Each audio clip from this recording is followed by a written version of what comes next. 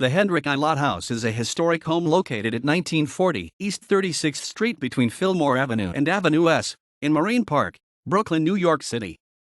Lott House, one of the oldest Dutch Colonial houses in Brooklyn, is listed on the National Register of Historic Places and is a New York City designated landmark.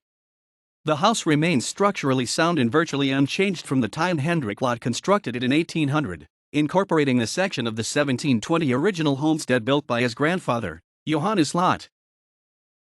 Family patriarch Johannes Lott, a member of the New York Colonial Assembly, purchased land from Coert van Voorhees in the rural area of Flatlands in 1719 to use for farming.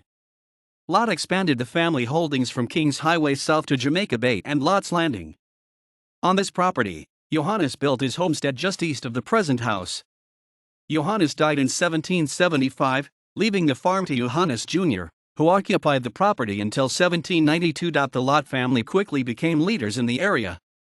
When Hendrick I. Lott married Mary Brown John in 1792, he found his grandfather's house was too small, too old, and too outmoded for an established member of a prominent family.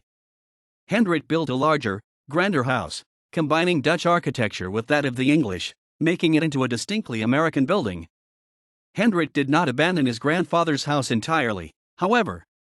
Moved to the eastern end of the new house, it served as the kitchen wing. He balanced the 1720 wing with a west wing, creating the symmetrical composition. Although Hendrick added Federal-style dormer windows, the gambrel roof with graceful spring eaves is typical of the Dutch colonial architectural style.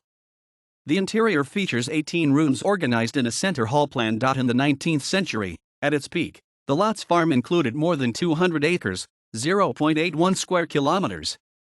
Like most large farmers in southern Kings County, the Lotts relied heavily on the labor of slaves to grow the crops that they sold in the markets of Brooklyn and Manhattan. They held the most slaves in the neighborhood. Legal documents from 1803 show that elders, who were inefficient field workers, were less valued than children and adults. After 1799, however, the value of all slaves began to decline. New York wanted to free male slaves born after July 4, 1799. Who had served their masters until age 28. Females, on the other hand, would be freed by the age of 25 if they met the same qualifications. These actions by the state made holding slaves more difficult. Therefore, the Lotts freed all but one of their slaves by 1805, long before the abolition of slavery in New York State in 1827. The Lotts then hired the freed slaves back as paid workers.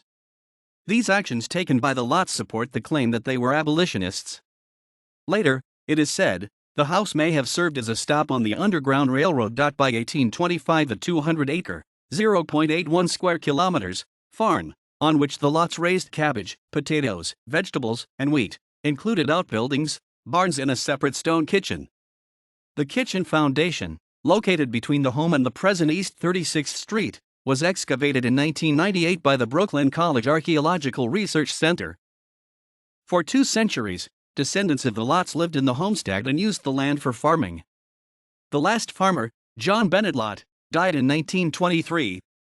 Most of the land was sold, leaving only 3/4 of an acre, 0.3 ha, surrounding the house.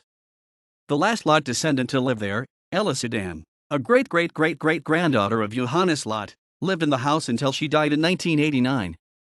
PhD candidates who grew up in the neighborhood found windowless rooms inside the house. They believed that slaves had slept in those rooms.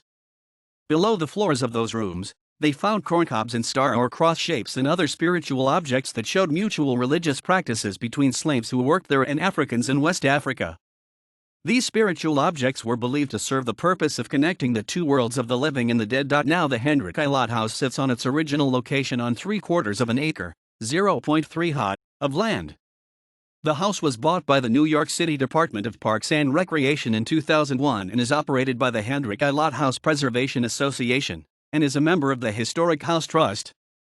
Restoration of the structural skeleton in the roof began in the mid-2000s, and the restoration of the interior was set to commence in 2019.